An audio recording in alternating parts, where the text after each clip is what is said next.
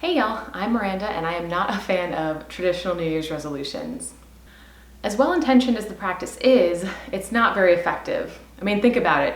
Have you or anyone you know actually completed a New Year's resolution for the entire year? Less than 25% of people actually stay committed to their resolutions after the first 30 days, and only 8% actually accomplish them. I believe this is mostly because most New Year's resolutions are highly influenced by our culture, the media, and current trends, rather than what you as an individual really need or want. So what's the point of making a New Year's resolution, right? Usually it's along the lines of something that will make you either healthier or happier. But health and happiness comes from within. It's not anything you buy or anything you eat. It doesn't come from anybody else. It has to come from within yourself. Your health and happiness is already there. You just have to find it from within yourself. And that's not an easy task. To do that requires personal self-reflection and introspection, and our culture isn't really conducive to that. It's more conducive to distraction, consumption, and entertainment. What's the first things you think of to do when you're bored or have some free time or time to kill? You'll probably want to go shopping for something on Amazon, or watch something on YouTube or Netflix, or scroll through social media and compare yourself to other people on Instagram or Facebook. I didn't do much introspection myself before 2015. Before that time, I had a stressful corporate job, a toxic relationship, and my health was in decline. I had no idea who I was, where I wanted to go, what I wanted to do with my life, or what would make me truly happy and fulfilled. So I'm speaking from personal experience when I say it is hard to do self-reflection and introspection if you're not used to it, but I promise it's totally worth the effort in the long run. Okay, so what should you do instead of making a traditional New Year's resolution? For the past several years, I have been choosing one word to theme my year around, and this includes goals, plans, and major life decisions. It's had a hugely positive impact on my life, so that's why I've become pretty passionate about sharing it and encouraging others to do the same. I use a combination of self-reflection, introspection, and intuition to come up with a word. Focus on gratitude in November, and then December, I try to do some solo hiking, yoga, journaling, and meditation. It's like having a metaphorical map or compass. Okay, so I have 6 tools that will help you determine this word. Number 1 is alone time. I want to try to minimize distractions and not be influenced by anyone else, and my favorite way to do this is to go hiking. I find it easier to be more reflective and introspective when I turn off my phone and I'm away from all the screens and I'm just out fully immersed in nature. It's even more ideal to travel to a place you haven't been before. This gets you out of your usual ruts and routines and the biases and burdens associated with them. And if you don't have places that are good hiking near you, you can also sit outdoors at a new or different cafe with a journal, sipping some coffee or tea, maybe explore a new park or trail near you, or walk a familiar route in a new or different way. Studies show that time spent outside in nature can boost creativity and problem solving, improve focus, and reduce stress and distraction. So some questions I think about during this alone time are, what have I learned from this year? What am I grateful for this year? What am I craving more of in my life? What toxic things can I cut out of my life? What are some personal and professional goals I'd like to accomplish?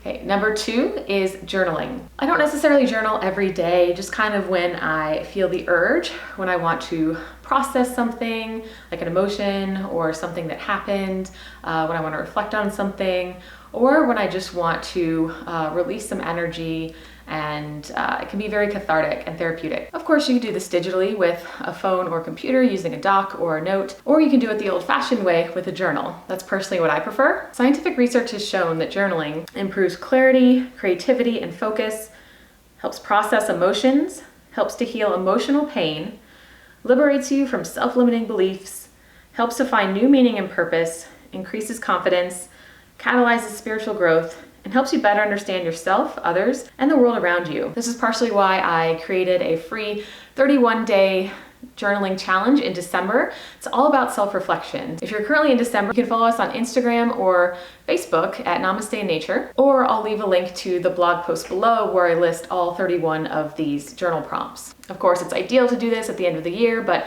you can do it at any time of year. I also have some journaling prompts around manifestation for the month of January and journaling prompts around loving kindness for the month of February. I'll also leave links to those. Number 3, Meditation and mantra. So even if you can only do it for 5 minutes a day, meditation is really beneficial for calming your nervous system, relaxing, de-stressing, and of course, creating some space for introspection and self-reflection. Guided meditations tend to be the most effective if you're a beginner, and there are also a lot of apps out there like Calm or Headspace. I also created this free 31-day meditation challenge that includes a 5-minute morning motivation meditation, a 5-minute daily evening gratitude meditation, and quick tips on how to meditate daily and stick to a meditation routine. And that's free. I'll leave a link to that in the description below. Meditation can even be as simple as just focusing on your breath. It's helpful to incorporate a mantra while focusing on your breath. A mantra is a word or phrase that you repeat silently to yourself during meditation. When determining your word, you can think, what is my word during meditation? It might take anywhere from 1 to several mantra sessions to determine your word. Once you've determined your word, you can think, I am, insert your word, during your meditation. I have an 8-minute slow breath meditation. And if seated meditation is a struggle and doesn't really work for you, I will also link to a guided walking meditation. Tool number 4 is oracle cards. So oracle cards are not the same as tarot cards. They're more about insight, intention, and reflection rather than fortune telling or divination. Here are some of my favorite ways to use oracle cards. Draw a card in the morning and set an intention for the day.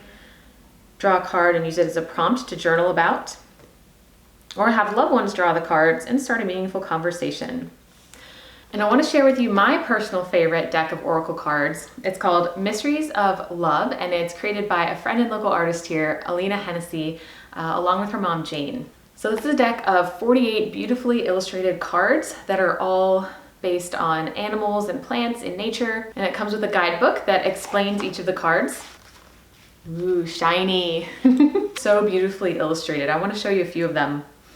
I use it on pretty much every yoga hike that I do with my business, Namaste Nature. And you can buy this oracle deck as a gift for yourself or someone else, including free shipping. I'll leave a link to that below. Tool number 5 is a vision board. So more recently, I started making a physical vision board to go along with my word for the year. A vision board is basically a collage of images and words with your one word kind of big and in the center. It serves as something tangible to help keep you focused and in touch with your word throughout the year. How to make a vision board. You can use a digital design program like Canva to create a digital vision board collage and keep it as the wallpaper background on your computer or phone. Personally, I prefer the old-fashioned way. Here are my 2 most recent vision boards. My word for 2020 was clarity. And my word for 2021 was efficiency. To do it this old-fashioned way, you'll need a few supplies. You'll need a piece of foam board, either a smaller size or cut a large board in half, some old magazines, scissors, and a glue or glue stick. So once you've determined your word, find letters that spell out that word, or you can find the word itself, and pair some images with it that really resonate with you and with your word for the next year. These can be related to both personal and professional goals that you have. Keep this board in your room or office as a physical reminder. And your board should look and feel authentic to you and your word, so it might look similar or totally different from mine. Tool number 6, yoga and Nidra. Yoga helps you improve and better understand your body, but it also helps you understand your mind, your emotions, and there's many different variations of yoga. The slower practices like yin yoga and yoga nidra are more ideal for slowing down, relaxing, and doing some personal reflection. Find a class near you, or you can check out some of my videos here on this channel. I'll also leave a link below where you can learn more about yoga nidra, and I have tons of yoga nidra, which is a type of guided relaxation as well. And a last little bit of inspiration. In 2018, my word was growth. In 2019, my word was worth. In 2020, my word was clarity. In 2021, my word was efficiency. And the more years that you do this, the easier it becomes, and my 2022 word is going to be simplicity. So please let me know in the comments if you found this video useful, if you're looking forward to this practice, and if you discovered your word for next year, let me know what it is in the comments. And please subscribe to my channel. I'm going to be creating more health and happiness videos in 2022, as well as continue my hiking content and yoga content and content about Asheville, North Carolina, where I live. Namaste and have a great day.